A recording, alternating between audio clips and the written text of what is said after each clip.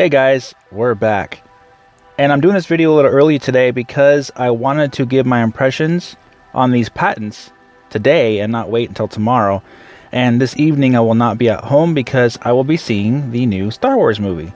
So I'm looking forward to that. But anyway, Nintendo has filed some patents recently and they went live today, and Rusty from NeoGAF has posted them. And quite a few interesting things were seen in regards to the Joy-Cons having motion controls and some other things involved as well. But the really cool thing that I wanted to discuss was the VR possibilities of this patent that was released. Now, Nintendo filed a HMD, which is a head-mounted display patent, and this patent involves quite a bit of things that are really cool that I think you guys would be interested in, especially if you're interested in VR. Now, as we know, Nintendo has been flirting with VR for quite a while, but in patent form, they haven't really released anything yet to the public.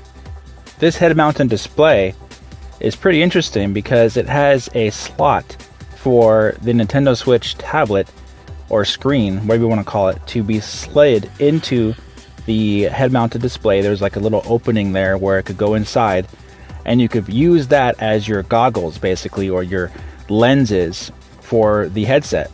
So it would go inside this slot attached to the head-mounted display, and the head-mounted display would then attach to the back of your head, of course, and tie around it.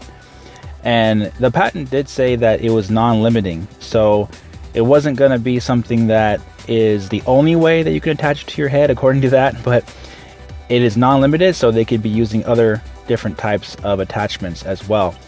And it appears that the head-mounted display will have some type of processing power as well, because it's going to have lenses and it's going to have motion sensing. So it's going to be powered by something, obviously. We don't know if it's going to be external graphics or if it's going to be a CPU, but some kind of processing is going to be done by the headset in conjunction with the screen that is going to be attached inside of the head-mounted display. Now, it also talked about some processing that the tablet will be doing in order to adjust the view for your eyes, basically, when it's in that head-mounted display. So it will correlate with both eyes the direction on the screen to look at when it's inside the lenses part of the head-mounted display. However, a lot of people have already been talking online about this patent, and that they're saying, hey, you know, the Switch is only 720p when it's in portable mode. 720p is not enough for virtual reality. That can't work. Well, here's the thing though. We don't know 100% what the output resolution will be of the Nintendo Switch when it's in portable mode.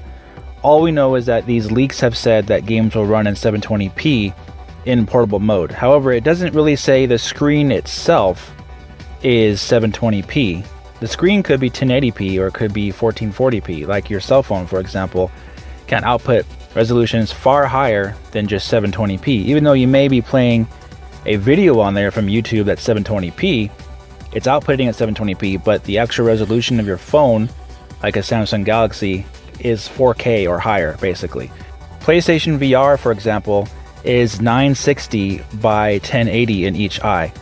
So it's kind of splitting the resolution up for each of your eyes to see, but I have not heard any complaints as far as how good the games look or how bad the games look in VR. I've only heard good things about PlayStation VR. So if Nintendo does have a 1080p screen for the Nintendo Switch itself and outputs at 720p for your gaming without VR, that's fine. But if they do have a 1080p screen with additional processing power added from the VR display on your headset, they could theoretically be doing something similar and having a 1080p image split up with 960 by 1080p per eye. We don't know for sure, but obviously it is possible with that USB-C port on the Nintendo Switch. It is possible to add additional power to that device when it's connected to something. And when you think about it, this could make that USB-C connection really, really important for future benefits and accessories for the Nintendo Switch, as we talked about before. But VR could be a huge, huge benefit to use with that USB-C connection. Obviously, it would have to use something like that to connect to this VR headset that they have in the patent. But who knows how much power that the VR headset will bring to the table. It could be bringing you know, something that increases the power or just the resolution of it, so you can display more resolution to each of your eyes when you watch the VR display in front of you. So that's just a thought that I had, but it's definitely possible with what Nintendo has going so far, and from what we've seen of the Switch, these things are definitely possible. The patent itself is very interesting, and there's a lot more to it than just that, and maybe I'll get into that in another video, but I wanted to get this out there right now because I won't have time later. But I wanted to know what you guys thought in the comment section. Let me know what you think. Is this something you expected? Is it something that you didn't expect? But keep in mind too that those Joy-Cons, those detachable controllers, are perfectly suited to be compatible with VR because they can simulate your hands, left and right hand, and they have motion controls according to these patents as well. So it's pretty cool stuff. It's interesting news. Again, let me know what you guys think. If you enjoyed this video, please hit that like button, subscribe, and comment. And I'll talk to you very soon in the next video. Take care.